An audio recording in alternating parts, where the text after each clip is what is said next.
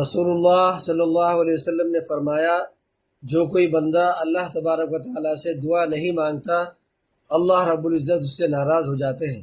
ایک اور حدیث میں حضور اکرم صلی اللہ علیہ وسلم نے ارشاد فرمایا، جب کوئی بندہ اللہ سبحانہ و تعالیٰ سے دعا مانگتا ہے، اس سے پکارتا ہے، تو یہ اس کی بندگی کا سب سے بلند درجہ ہوتا ہے۔ اللہ رب العزت سے دعا مانگتے رہنے سے ہرگز کوئی ہلاک نہیں ہو سکتا۔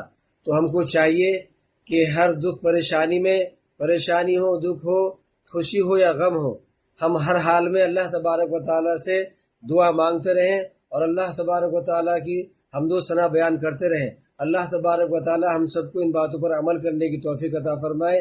دوستو، حدیث کو یاد کرنا، اس پر عمل کرنا اور اپنے بھائیوں تک پہنچانا بڑے ثواب کا کام ہے۔